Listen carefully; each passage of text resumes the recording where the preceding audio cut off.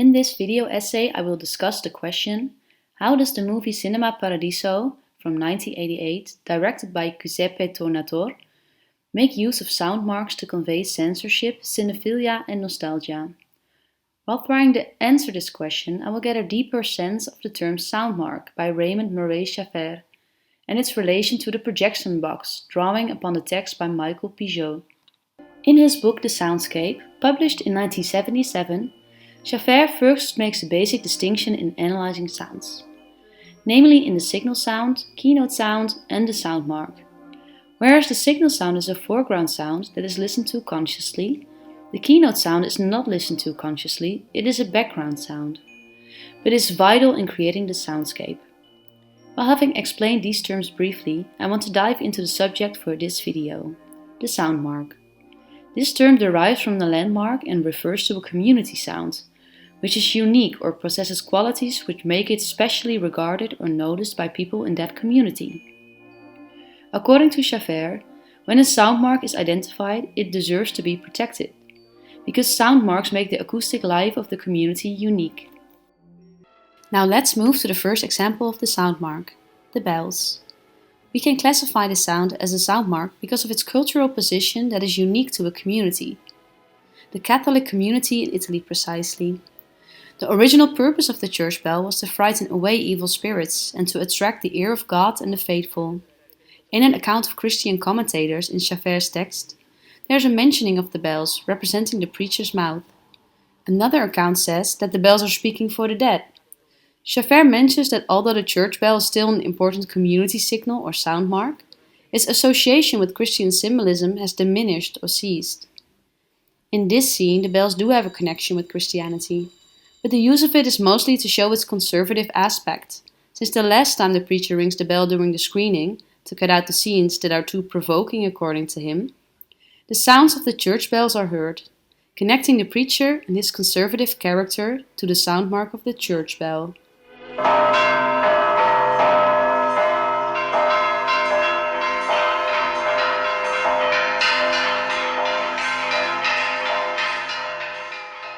The church bells continue to appear several times more. First, as we see the villagers on the marketplace going about their daily business, conveying a sense of community. Secondly, at the funeral of Alfredo. Here we might be able to go back to the account of the Christian commentator mentioned by Schaeffer.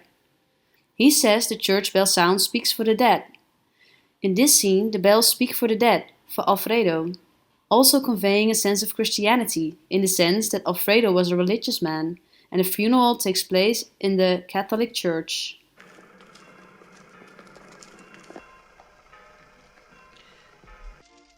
The second sound mark present in the movie Cinema Paradiso is the sound of the projection box.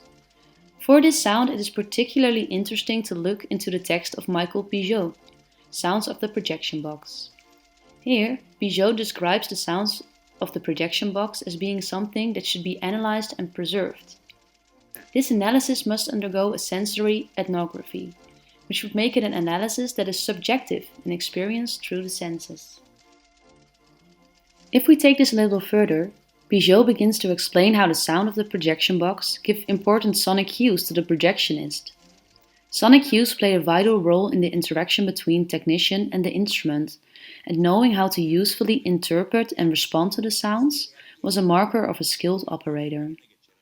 What's more, a heightened sensitivity to the sound was also linked to an implicit sense of being closer to the instrument, and thereby achieving a more intimate relation to the events of the experiment. Relating this to the sound mark of Schaeffer, the projection box could also be distinguished as a sound mark, because it is unique to a certain community, and it is a sound that must be preserved according to Pigeot. The relation between the sound machine, the projection box in this case, and the operator, the projectionist, is in the essence of cinephilia, or sonic cinephilia. In the movie Cinema Paradiso, the sound mark of the projection box serves not only as a sound mark relating to the projectionist and its important technical functions, since the sound of the projection box helps Alfredo handle the apparatus when he gets blind by a fire accident, it is also used to convey a sense of cinephilia, present within the main character. The cinephilia the projector sounds contains is also present in the following scene, where Toto reunites with his love interest Elena. The whole scene is accompanied by Ennio Morricone's musical soundtrack conveying the love between the two characters. Even when the sound of the music gets more intense and louder, and other sounds tend to fade away, the sound of the projection box is still present and only goes away when the film tape running through the projector ends, which marks the end of the scene where Elena and Toto are kissing. This combination of sounds and events shows the theme of love in different ways. Because while Toto finally receives a kiss from his love, his other love, film, is still running in the background. It didn't get left out when the music gets louder, conveying cinephilia, Toto's love for cinema.